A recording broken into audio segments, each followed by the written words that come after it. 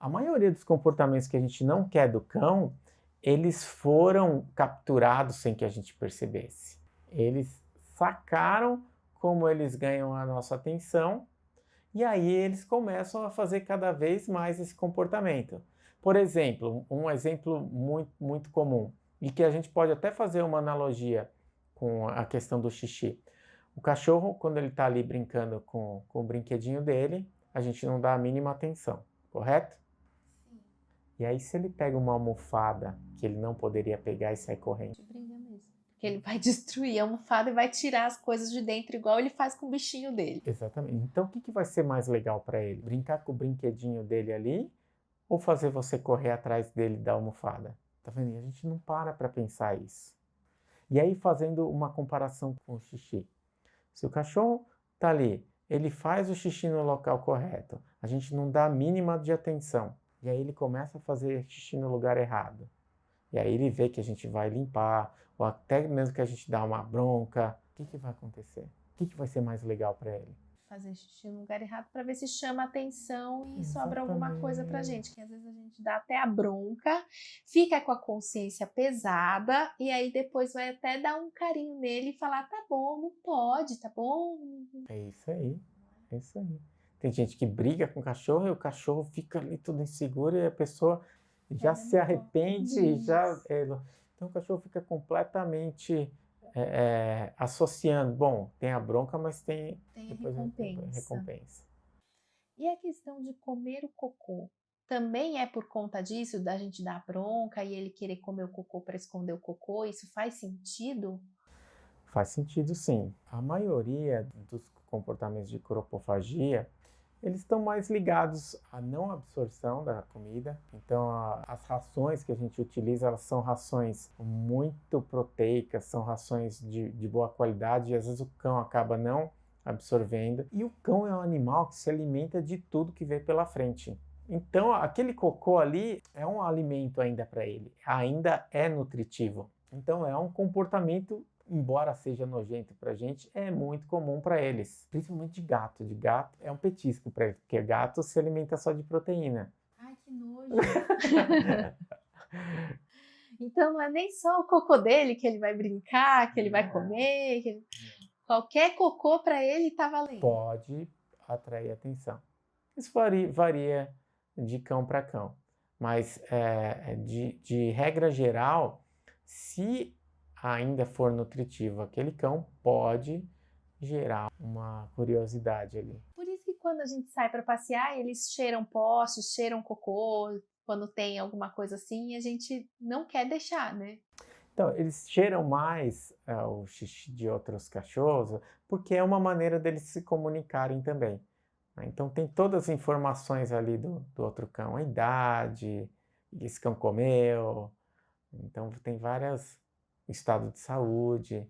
Ah, é mesmo? Eles sabem? Sim, sim. É o Facebook dos cães, é o post. É o poste. É. Aí ele faz xixi lá, dá uma curtida. Ah, então é comum. A gente precisa entender também o que é normal, porque às vezes a gente dá bronca, tá me dando até assim uma dorzinha no coração, porque tantas broncas que a gente dá no cachorro são por eles simplesmente serem cachorros. Exatamente, exatamente. Você pegou um ponto-chave. Então, a primeira coisa que a gente precisa entender é como é que funciona o comportamento deles, o que é normal para eles e o que eles precisam. Porque se a gente não entender isso, a tendência é a gente achar que ele entende o que eu quero e aí ele começa a oferecer comportamentos que são naturais e a gente acha que ele está provocando, que ele está fazendo birra, É. né? E são comportamentos naturais. E na verdade, até se é difícil, a gente tem que falar, se comunicar com outra pessoa, falando o que muitas vezes é óbvio pra gente e não é óbvio para outra pessoa, e a gente tem que falar, né? Porque a gente às vezes acha que tudo é óbvio, e a gente tem que falar com outro ser humano, imagina com os cães. Claro, até na escrita, né? A gente escrevendo, uma pessoa pode interpretar de maneiras diferentes. E agora você imagina um cão. Que fala outra linguagem, que tem outro instinto, outro sistema de visão de mundo. Exatamente. Exatamente. É aí que entra em choque a relação entre cães e pessoas. Então, todo mundo deveria ter conhecimento do seu cão, do instinto do cão, de como ele aprende, como ele entende, independente se De vai linguagem adestrar ou não. corporal, de linguagem Linguagem corporal. corporal. É uma das coisas que eu fiquei bem chocada é saber que o rabinho do cão, quando tá balançando, não quer dizer que ele tá feliz. Não necessariamente. É isso aí. Isso foi um choque para mim. Então, e uma coisa interessante, as pessoas que tiveram menos contato com cães, principalmente em infância, elas têm uma capacidade menor de ler a linguagem corporal dos cães. Quem já tem mais convívio acaba percebendo melhor como é que eles estão reagindo, que sinais eles estão dando. E o que a gente tem que estar sempre atento é de fazer com que ele entenda. Sempre você está falando, tem que deixar claro, e a gente só vai conseguir deixar claro quando a gente entender como eles percebem o mundo.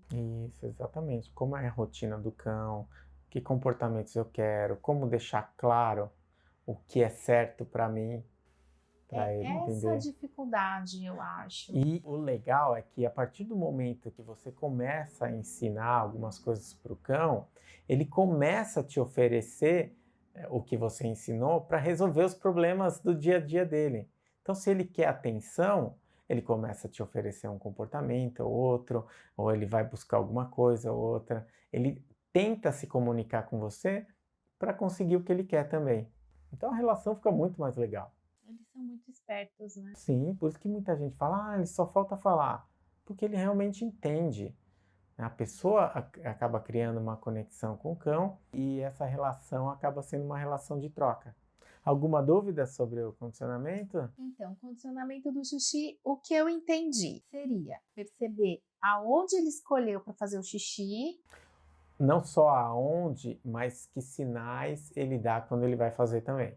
Como assim? Que sinais que ele... Se ele se afastou um pouquinho, se ele começou a cheirar, há quanto tempo ele já não faz o xixi. Mas para eu ensinar, eu tenho que estar o tempo todo com o meu cão? Então, se você tem que ter consciência que se você estiver com ele, você está treinando. Então, você tem que estar de olho. Se você não puder estar de olho, você tem que manejar o ambiente da melhor maneira possível para evitar que o erro aconteça. Então, se eu estiver ali na sala com ele, tem um baita de um tapete e eu não estou ligado nele, não estou prestando atenção e ele vai e faz o xixi, a tendência é ele fazer outras vezes.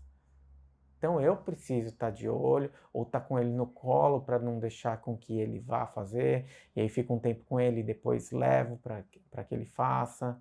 É um trabalho de paciência. E aí, se esse cão ficar sozinho a maior parte do dia, que é a realidade da maioria das pessoas que hoje em dia tem um cão de apartamento. Então, um erro que as pessoas cometem é deixar um banheiro muito pequeno. Então, se o cão vai ficar ali o dia inteiro, deixar uma fraldinha pequenininha e deixar sem atividade nenhuma, o que esse cão vai fazer? Vai destruir a casa. Ele vai destruir a fralda, ele vai destruir os móveis, ele vai fazer xixi em tudo quanto é lugar. Mas aí, então, o que seria melhor? Se ele vai ficar sozinho, ele não é condicionado ainda. Eu restringo o espaço dele só para aquele lugar, tipo a cozinha ou a lavanderia, e deixo ele o dia inteiro lá preso? Não é judiação desse cão? Ou para ele é indiferente ele ficar só naquele pedaço ou ficar no apartamento inteiro? Então, o que manda não é o espaço. O que manda é a atividade que o cão vai ter. Então, pode ser um quintal gigante. Se o cachorro não tiver o que fazer, ele vai ficar entediado.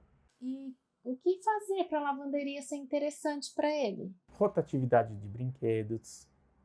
Descobrir que brinquedos são interessantes para eles. Não dar comida no pote, dar comida nos brinquedos. A gente tem que fazer um trabalho de utilizar o enriquecimento ambiental, mas antes de deixar qualquer coisa com ele que ele possa se machucar ou que ele possa engolir, eu tenho que ter certeza que ele não vai engolir todas essas coisas ou se machucar, de repente com alguma coisa que algum plástico que quebre e gere pontas e ele vai tentar engolir. Então é uma criança. Então você tem que ter consciência que é uma criança e que não tem noção. Eles podem engolir pano, eles podem tomar produto de limpeza. Ou seja, é a mesma coisa eu te perguntar então.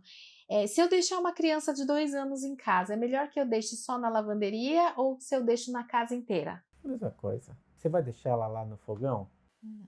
Então, às vezes é melhor deixar só no quarto do que na casa inteira. É melhor deixar Exatamente. só na lavanderia do que na casa inteira, onde ele vai Exatamente. poder comer tomada, fio, Exatamente, exatamente. Você tem que criar um ambiente seguro. Exatamente como para uma criança.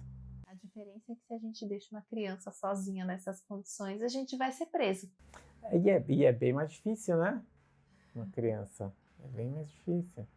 Os cães são mais independentes que as crianças. Apesar dele ter um raciocínio de uma criança de 2 anos, eles são bem mais independentes e sabem se virar melhor. E são exploradores. São muito exploradores. Por isso que a gente tem que ter muito cuidado. Então, se a gente não der atividade para eles, eles vão procurar sozinhos. Por isso que eles reviram então o próprio cocô deles, porque aí apareceu uma coisa diferente no ambiente. Inclusive, é uma das questões, né? Muitos cães que brincam com o próprio cocô é porque ele não tem mais nada para brincar. O cocô acaba sendo mais interessante. É uma coisa que apareceu de novidade É. naquele dia, né? Naquele momento. É muito legal isso. Então, entender um pouquinho melhor. Eu espero que não tenha ficado nenhuma dúvida aí. O mais difícil é mesmo essa questão da gente deixar claro. Muitas vezes surge essa dúvida: como eu vou deixar claro? Como eu vou deixar claro? Isso é um tema para um próximo podcast. É isso aí. Muito obrigado. Obrigada pelo esclarecimento. E até o próximo podcast. Tchau, tchau.